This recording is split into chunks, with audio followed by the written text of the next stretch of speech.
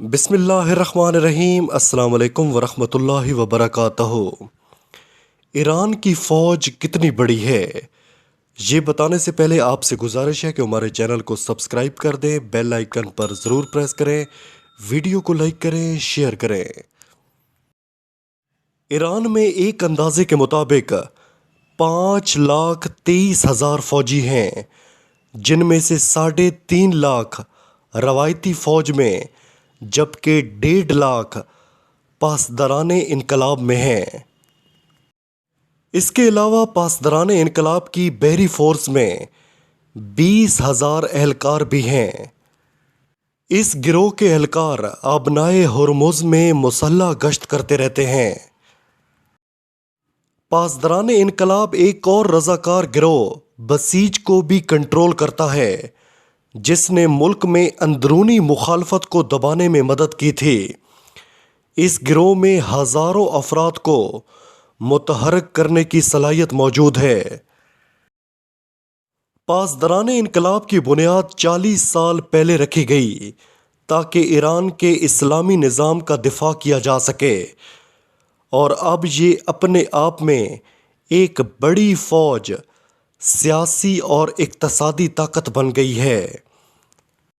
اگرچہ اس کے پاس عام فوج کے مقابلے میں کم اہلکار ہیں، تاہم اسے ملک میں طاقتور ترین فوجی طاقت سمجھا جاتا ہے۔ القدس فورسز، جس کی قیادت جنرل سلیمانی کرتے تھے، پاسداران انقلاب کے لیے ملک سے باہر کارروائیاں کرتی تھی، اور اس کی رپورٹ براہ راست رہبر اعلیٰ آیت اللہ خامنئی کو دی جاتی۔ اس میں اندازاً 5,000 اہلکار ہیں۔ اس کا ایک یونٹ شام میں تعینات ہے، جہاں وہ شامی صدر بشار الاسد کے حامی فورسز اور شیعہ ملیشیا کی مشاورت کرتا ہے۔ عراق میں یہ شیعہ اکثریتی پیراملٹری فورسز کی حمایت کی، جس میں شدت پسند تنظیم نام نہاد دولت اسلامیہ کو ہرانے میں ساتھ دیا۔ تاہم امریکہ کا کہنا ہے کہ القدس فورسز کا کردار اس سے کہیں زیادہ ہے، اور وہ مشرق وسطی میں ایسے تمام گروہوں کو مالی امداد، تربیت اور اسلحہ اور آلات فراہم کرتا ہے جنہیں امریکہ دہشت گرد قرار دے چکا ہے۔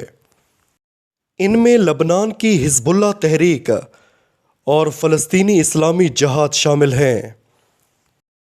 اقتصادی مسائل اور پابندیوں کی وجہ سے ایران کی اسلحے کی درآمدات متاثر ہوئی ہیں، جو خطے کے دوسرے ممالک کے مقابلے میں کم ہے۔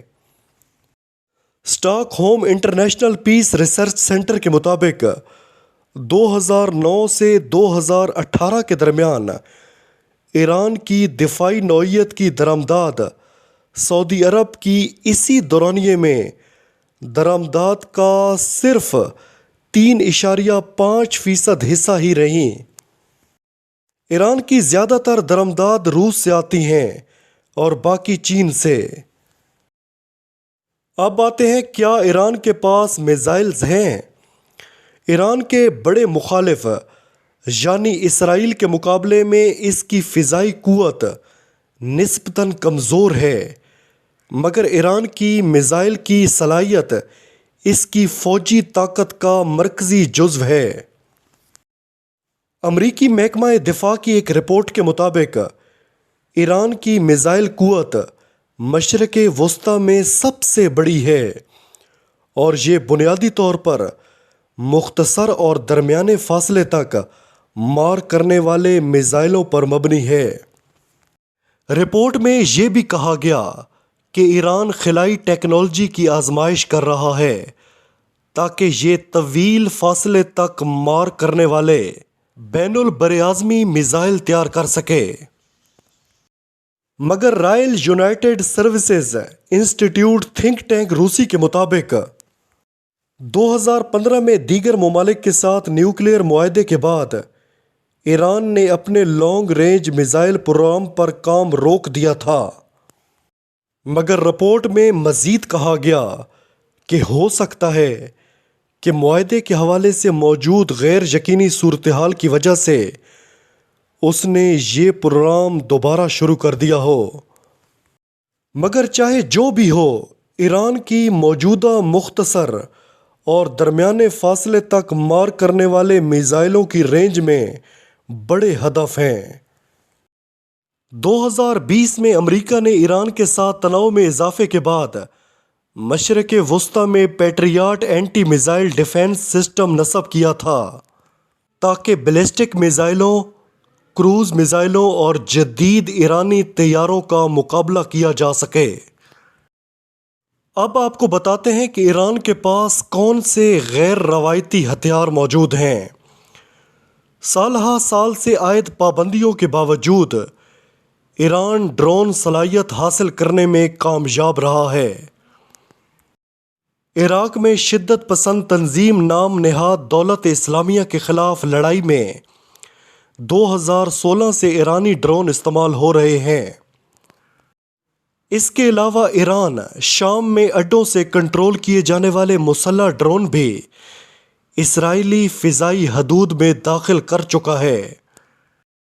جون 2019 میں ایران نے ایک امریکی جاسوس ڈرون کو آبنائے ہرمز کے اوپر ایرانی فضائی حدود کی خلاف ورزی کا دعویٰ کرتے ہوئے مار گرایا تھا۔